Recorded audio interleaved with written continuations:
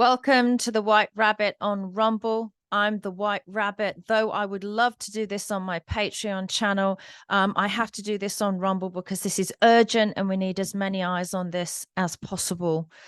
It is time, Australia. I feel like everything in my life has been leading up to this point. As we all sit there, don't we, asking, what can we do? Well, we need to stop. As the great quote says, stop asking what your country can do for you and start asking what you can do for your country. And you can start by voting no on the Trojan horse of the voice to Parliament in Australia. For the first time, somebody sent me a clip by Peter Credlin on Sky News, and hats off to her. Who had obtained through a Freedom of Information request the full 26-page document of the Uluru Statement from the Heart, which Anthony Albanese, the illegitimate Prime Minister of Australia, because he hasn't been sworn into the Commonwealth, told the citizens of Australia multiple times, was a one-page document that hung up on the wall in his office. Turns out he must have 26 pages at least hanging on the wall of his office. When I saved it, it was even more than that. It is an angry, bitter invasion document seeking to remove the democracy of all Australians. Yes, all Australians, including you, those in Aboriginal tribes. How does it do this? Well, it sets up a system of Makarrata. Makarrata basically being run by the UN, and the UN is mentioned in the document of the Uluru Statement from the Heart because, of course, years ago, they very cleverly began treaties on Indigenous peoples, First Nations peoples globally. I don't know if you know much about the UN. It's easy to find if you look hard enough online. But UN soldiers and UN peacekeepers have rocked up into countries globally as an illegitimate police force wearing white as if they were liberating crusaders. And they have raped and murdered and pillaged in every country that they've arrived in. Now, Australia, thanks to Scott Morrison, has already been manufacturing hundreds, potentially thousands of these UN tanks, these peacekeeping, supposed white peacekeeping tanks with the UN written on. There were videos emerging during the pandemic of them coming off the line in the factories in Australia, the assembly line. And everyone was saying, oh, Australia has always manufactured these UN tanks and we send them overseas to the peacekeepers. Well, it would seem after reading the Uluru Statement from the Heart, which makes it very clear that this document, this agenda, being pushed and sought by the Labour Party now for decades in a long and secret and insidious plan to steal away rights, but not just rights, from every single Australian, including Aboriginal Australians, is a lot more than that. It isn't just a UN invasion and takeover. Oh, yes, if the Uluru Statement from the Heart, the voice to Parliament, gets a yes vote, you no longer own your land. You no longer own water on your land. I doubt you'll be able to breathe the air. It will all be taken from you in the name of the voice to Parliament legislation, a change to the Commonwealth Constitution of Australia, 1900 UK. Not only will you see UN peacekeepers here to protect the Aboriginal tribes and their heritage, of course, you will see a complete removal of your democracy. Well, how will it do that? In the 26-page document, which actually looks and reads like a high school project, on a communist takeover, you see very clearly that this Makarrata, this council, this angry, bitter, vengeful council, overseen by the UN, will appoint one man and one woman in every district whose strings will be pulled by the UN to do their bidding. And these individuals, this Makarrata, sits above Parliament and above government. It states very clearly in a high school-like graph that that's what it does. And what does that mean? It means that it doesn't matter who you vote for. It doesn't matter whether elections are legitimate or illegitimate. It doesn't matter who arrives to talk in Parliament, to run your government. There will be a new third branch of government, and the third branch of government sits higher than the High Courts, sits higher than Parliament, sits higher than what? You, the people, we, the people. And that's the whole point. It was the reason for the rollout of vaccines. Vaccines and the damage that can be done by metals that now sit inside human bodies act as a human choke chain, like a dog choke chain. This is why at the same time, they're also pushing through their misinformation and disinformation bill to protect children. We're protecting children and we're protecting Aboriginal heritage while doing everything we can to remove your democracy, your rights, your freedom of speech. Why? Heresy.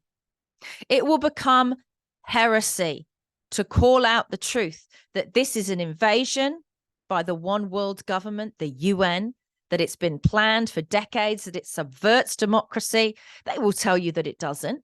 They will table all your concerns, so they will say. But they are superseded by the Makarrata, by the third new branch of government, the UN. I don't think Australians realise how serious this is. That if the voice to Parliament gets the yes vote, you could literally be on your fully paid off, owned Australian piece of property, newly renamed, that's part of it, with an Aboriginal name. This is the reason. Do you think they're renaming it to pay homage to the Aboriginal tribes of old? They didn't seem to care too much about Aboriginal heritage and Aboriginal DNA when they were injecting them with mRNA gene-altering therapy. Why on earth would you want to alter the genes of ancient Aboriginal tribes? No, the name changes are so that your property, your land, even in a suburban street, falls under the new jurisdiction. This is all about jurisdiction. This is why the fines during the pandemic were all thrown out of courts. This is why Rod Cullerton, the former federal senator in Western Australia, was able to go and get hard copy deeds of land for people in Western Australia, for farmers. They were forced to hand them over because right now they don't have jurisdiction over your land. The Commonwealth Constitution of Australia, 1900 UK, still stands. However, it will no longer stand if the voice to Parliament gets a yes vote. And that does something very scary for Australians. It completely changes the law on jurisdiction. You won't be able to ask anymore when the UN soldiers, peacekeepers, police, acting on behalf of the Aboriginal tribes, turn up and take ownership and jurisdiction over your property. They'll have it because you said yes in a bleeding heart vote that you thought was to protect heritage. This is a coup. It's an invasion. The European Parliament is calling it out as such. And I believe that, like many of the things during this pandemic, Australia is the test bed. In the words of Christine Anderson of the European Parliament, the German representative, a test balloon. Australia and Canada have been used in various ways to test out this new form of corporate communism, totalitarianism, takeover. America is also in real danger here. We feel like we're in a quiet, calm period, don't we? This is the calm before a very dangerous storm, described by Joe Biden as a dark winter. This is why on one day you will see literally tens, potentially hundreds of negative stories, personal attacks on Donald Trump from various news organizations, including Breitbart and organizations that claim to be right-wing and conservative, because they know that this person or a person like him could stand in the way of their new jurisdiction their new coup, their invasion of countries. I have no idea as a Brit why King Charles III is on board with this. I don't know if we'll ever know. It's absolutely terrifying. It must be financial. But America is at risk because America has indigenous tribes. America has a First Nations people.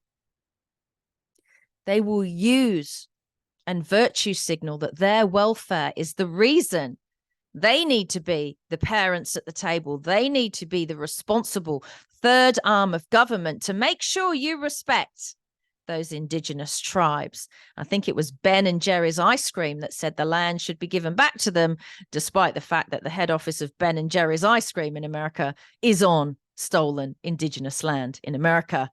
Didn't see them handing that back in a hurry. That story went quiet very quickly, very much like the Hunter Biden laptop. If this works in Australia, this invasion, this coup, this theft, how can we be sending millions and billions, potentially trillions of dollars to defend democracy in Ukraine? Let's focus on that. Look over here while we take everything from you over there. How on earth can we be expected to do that? We were never asked anyway. There was no referendum on supporting that war. And yet hand over our own democracy in our own countries. The voice to Parliament in Australia is not just a Trojan horse for a UN takeover here on this rock. It is the test bed for the future. Yes, if it fails, they will anger with us. I think while still Prince Charles, there's a clip floating around on my Twitter at allbiteNoBark88, where Prince Charles threatens that there will be more extreme weather and more pandemics if we don't acquiesce to the idea of the global warming climate hoax. That too will be used by them because we couldn't have any extreme weather coming along and decimating Aboriginal heritage sites. Everything we've been doing in this pandemic, everything we've endured. I knew on the day I saw Scott Morrison stand on a podium hidden somewhere with flags either side of him, he's now gone off to work in military defense because his entire prime ministership in Australia was a military operation. He talked about COVID. He talked about the pandemic. He talked about safe and effective. And then he placed his hand on the counter and said, now, climate change. And I thought, that was a bit clunky. Something else is going on. That's when I started digging, and that's when I became the white rabbit, going down rabbit holes to find out the truth.